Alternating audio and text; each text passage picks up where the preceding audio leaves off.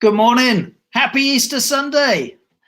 I hope that you've perhaps had some chocolate to be able to enjoy. Hopefully you got lots of chocolate to enjoy later on as well. But the important thing to remember is that Easter Sunday isn't actually about chocolate at all. Easter Sunday is all about the fact that we remember Jesus came back to life and he's still alive today. So we're going to take a moment to read the next part of the story, following on from where we read on Friday, to see kind of what happened next and kind of remember, set the scene that for Jesus's friends, their best friend Jesus had died. I can't even begin to imagine the grief and the sadness that his friends were feeling. Jesus was dead. They thought they were never going to see him again. He was buried in a tomb. And what was happening as we set up the scene is that some of his friends, some of the women, on the Sunday morning, they were going to the tomb to just go and look after the body and to sort of get it all ready, sort of for a good burial. And then the surprise happened. And I love that the story starts off for us, God's wonderful surprise. So here's the story. God's wonderful surprise.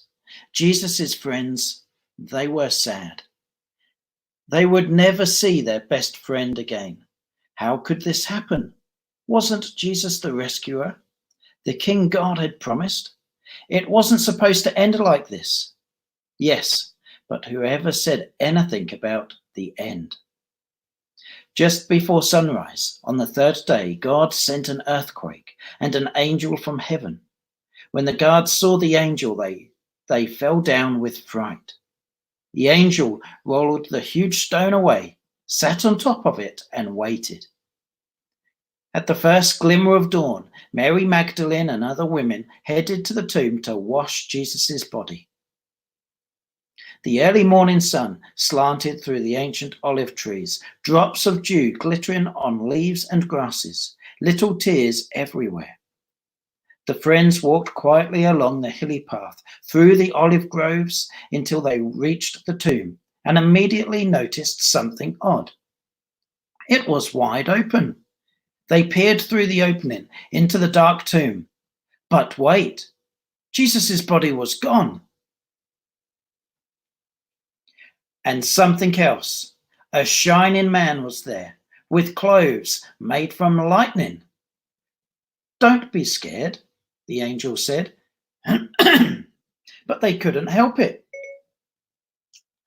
They screamed. The angel asked them, "What are you doing here?" "This is a tomb, and tombs are for dead people." The women couldn't speak. "Jesus isn't dead anymore," he said. "He's alive again." And their hearts leapt. And then the angel laughed with such gladness that they felt for a moment as if they had woken from a nightmare. The other women, they rushed home, but Mary stayed behind. How could it be true? Jesus was definitely dead. How could he be alive? Just then Mary heard someone else in the garden. Perhaps it's the gardener, she thought. He'll know where Jesus' body is. "I don't know where Jesus is," Mary said urgently. "I can't find him." But it was all right. Jesus knew where she was, and he had found her. Mary. Only one person said her name like that. She could hear her heart thumping. She turned around. She could just make out a figure. She shaded her eyes to see and thought she was dreaming. But she wasn't dreaming. She was seeing Jesus.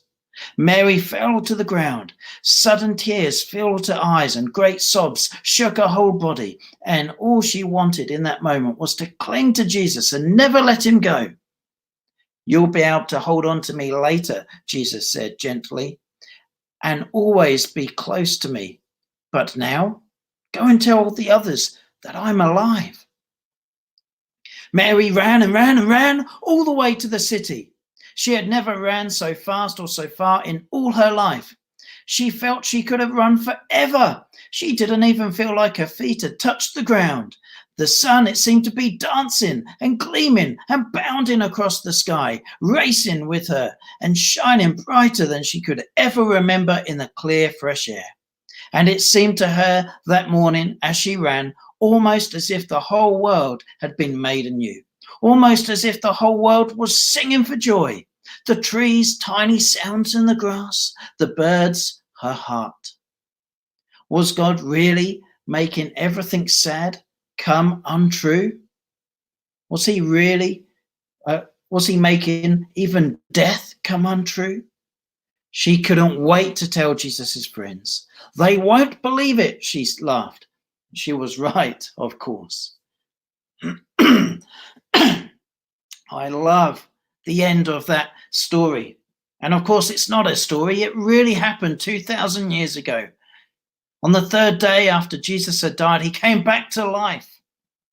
And that God, he made everything sad come untrue. Just think about that. God made everything sad come untrue. And that he even made death come untrue. I think that's absolutely wonderful to think about. Jesus defeated death. Suddenly sadness and death disappeared. And Jesus is still alive today. That's how you and I can talk to him and pray to him, because he is alive, he is in heaven, and he's right here. I hope that despite many shops being shut, hopefully, children, you've been able to have an Easter egg like I've got. Some friends of mine brought me a cream egg Easter egg, because cream eggs are my all-time favorite chocolate. I love cream eggs. And for me, what's really important about Easter eggs, it reminds me that eggs remind us of new life. Can you think about what creatures, what animals are born through an egg? What animals come to life through an egg cracking and hatching, and the new life suddenly appears? Maybe you can think of some ducks and birds, even dinosaurs, big scary dinosaurs. They started life in an egg that hatched, and out of it came new life. For me, that's why I love Easter eggs, because Easter eggs remind me of new life, and remind me specifically of the new life that came on that very first Easter weekend. Jesus' dead body came back to life like an egg, hatching new life from it. Jesus came to life, and not just his new life. The Bible tells us that because of Jesus, through the cross, through his resurrection, that we can all have new life. It says in 2 Corinthians chapter 5, see if you can find it. It says that we can all be a new creation in him, that we can all have new life in him. And what does that mean? What does that look like? Well, that's something I want you to actually go and discuss with those at home. Discuss with your parents, with your brothers and sisters. What does it look like for us to have new life?